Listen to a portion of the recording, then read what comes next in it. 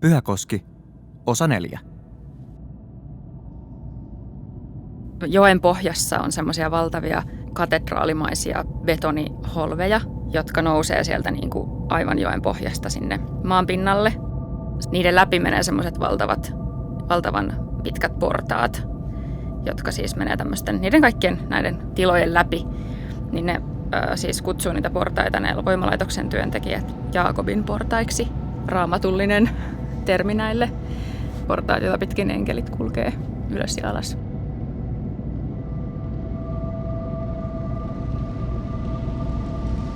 Ja sitten kun ne kutsuu niitä betonisia holveja tai niitä tiloja niin kuin säästötiloiksi. Ja se johtuu siis siitä, että ne on jätetty siis sinne ne kammiot sen takia, koska siinä on säästetty betonia.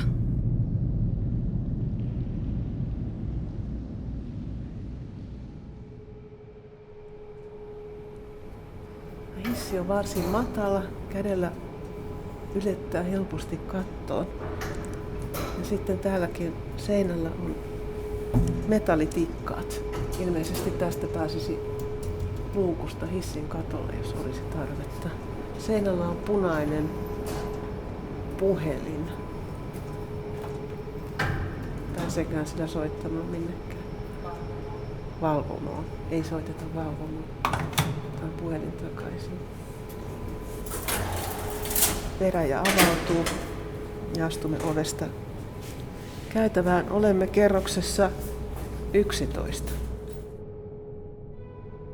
Tämän kävelyn päätteeksi yleisö kävelee tämmöisen niin sanotun luukkuhallin läpi ulos täältä vesivoimalaitoksesta. Ja siihen me ollaan valikoitu niin sanottu pillipiipari-sävelmä, tai me kutsutaan sitä pillipiipari-sävelmäksi. Ja se on nimeltään Soi Soi. Se on tällaisen mystisen A. Södermanin sävellys. Tämä teos tuli meillä vastaan, kun me kaiveltiin tämän Oulujoki Oyn tällaisia kuoronuottiarkistoja. Eli täällä vesivoimalaitoksessa on aikanaan toiminut paljon tämmöisiä harrastekerhoja. Että siellä on ollut puhalliorkesteria ja kuoroa ja teatterikerhoa ja ties mitä. Jatkamme tätä käytävää. Menemme teräsovesta sisään ja tulemme taas valtavaan halliin, jossa on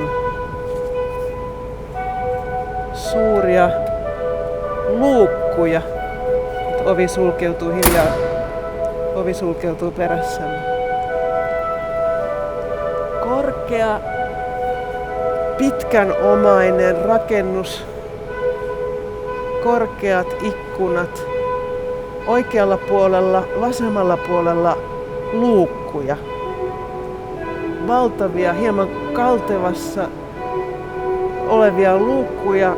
Korkeus ehkä, vaikea sanoa, 30, 40, ehkä 60 metriä. 1,5 metriä paksuja, täyttä terästä.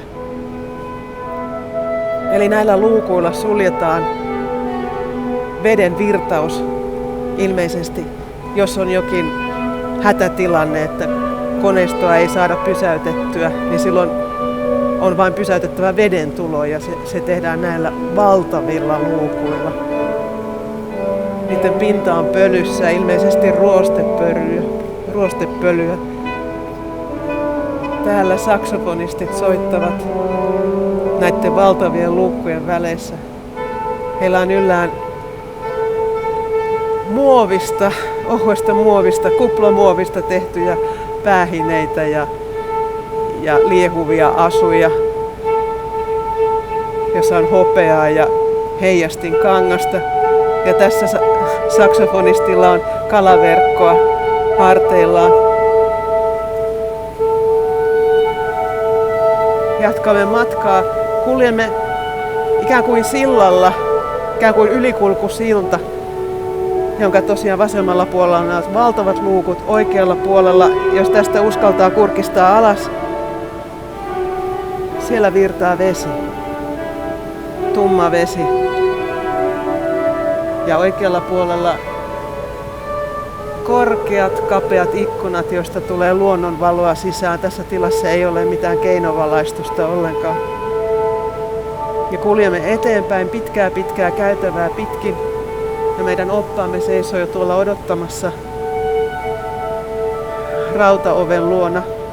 Nyt ohitamme toiseksi viimeisen luukun ja tässä vasemmalla on vielä se kaikista viimeisin luukku.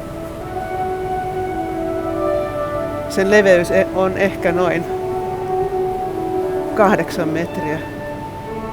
Eli valtava määrä terästä. Painoa on melkein mahdotonta kuvitella. Ja oven vasemmalla puolella on pelastusrengas. Opas avaa oven. Astumme hänen perässään ulos ja tulemme jälleen takaisin tähän samaan paikkaan, josta kierros lähti. Eli olemme tässä puisten ovien edessä. Kiitos. Kiitos kaikille.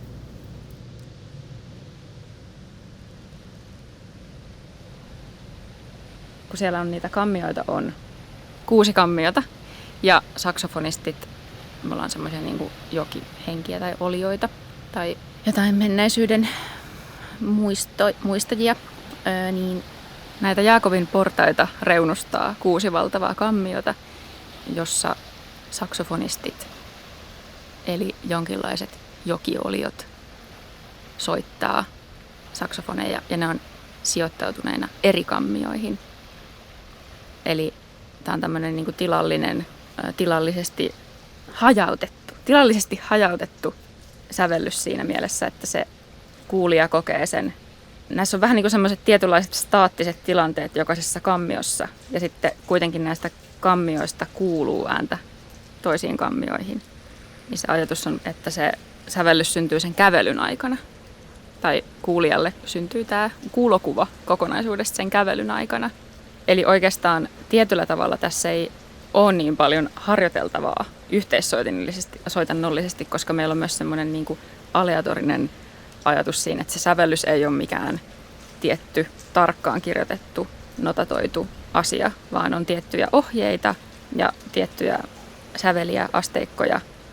Että me vähän niin kuin ohjataan muusikkoja ajattelemaan tietyllä tavalla ja sitten niillä on oma semmoinen vapaus niin kuin myös vähän improvisoida ja oikeasti olla niitä jokiolijoita, jotka siinä on mahdollisuus semmoiseen omaan tulkintaan myös jokaisella muusikolla, mikä tuntuu mulle silleen tosi kivalta ja tärkeältä asialta myös, että ei tarvitse vaan toteuttaa jonkun toisen haaveita, vaan saa vähän niin kuin myös tuoda semmoista omaa luovaa niin kuin inputtia siihen lopputulokseen. Tämä versio, mikä tässä nyt kuultiin, niin oli tämmöinen ikään kuin kenraaliharjoitus meidän varsinaisia esityksiä varten, jotka on syksyllä 2026 siellä Pyhäkosken vesivoimalaitoksissa. Ja sinne voi tulla sitten paikan päälle kokemaan tästä vielä vähän erilaisen version, lopullisen version.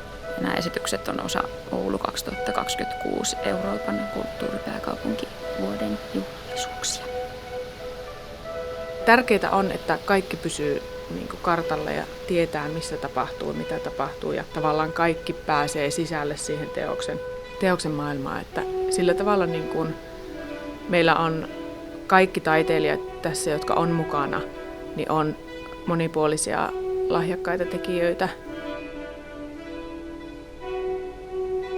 Tosi iso merkitys on ollut sillä, minkälainen työryhmä tähän on valikoitunut, että mä kyllä kiitän sydämestäni koko meidän taiteellista tuotantoporukkaa ja myös meidän Pohjoisen oopperakomppanian hallitusta, jotka on luottaneet siihen, että kiperistä paikoista ja tämmöisistä tuotannollisesti haasteellisista teoksistakin selvitään. Meillä on kaikki taiteilijat tässä, jotka on mukana, niin on monipuolisia lahjakkaita tekijöitä. Eli mun mielestä on ollut tosi ihanaa, että on voinut pyytää palautetta tekstistä. Tosi hieno työryhmä.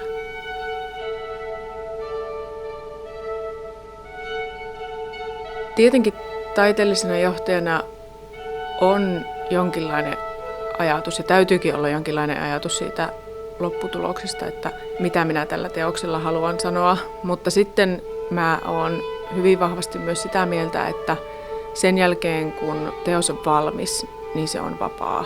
Eli sitten jokainen, joka teosta tulee katsomaan, voi luoda siihen oman tarinansa tai lukea sieltä omanlaisensa Pyhäkoski-oopperan. Että toki me voidaan niin kuin antaa vihjeitä siihen, että mitä me on ajateltu, mutta koska taiteen tarkoitushan on kuitenkin avata kenties uusia ja tuntemattomia polkuja, niin mä sanon niin, että me on paljon tämän teoksen myötä keskusteltu ympäristöasioista, datakeskuksista, historiasta, perheestä, myös sellaisesta hoivan ja kontrollin suhteesta yhteiskunnassa. Joo, ja sitten tietysti kalahatuista, koska ne on hauskoja.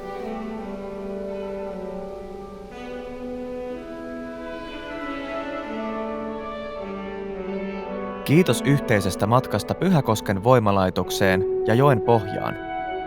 Ohjelma perustuu Pohjoisen oopperakomppanian esitykseen Pyhäkoski, kokeellinen ooppera saksofonikvartetille ja elektroniikalle joen pohjassa, jota esitetään Voimalassa syksyllä 2026.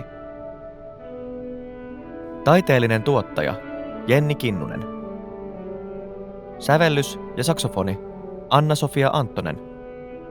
Sävellys ja elektroniikka Tuukka Tervo. Saksofoni, dramaturgi Jolien van de Sande. Podcastin ohjaus Antoni Palm. Podcastin kuvailutulkki Anu Aaltonen. Kuvailutulkkauskonsultti Jarkko Lauri. Podcastin äänitys Ville Liukkonen. Podcastin äänisuunnittelu Antti Soulanto. Teosta tukeneet rahoittajat Taiteen edistämiskeskus, Suomen kulttuurirahasto, Alfred Kordelinin säätiö. Podcast on osa Oulun kulttuuritapahtumayhdistyksen Delta Life-projektia ja Euroopan unionin osarahoittama.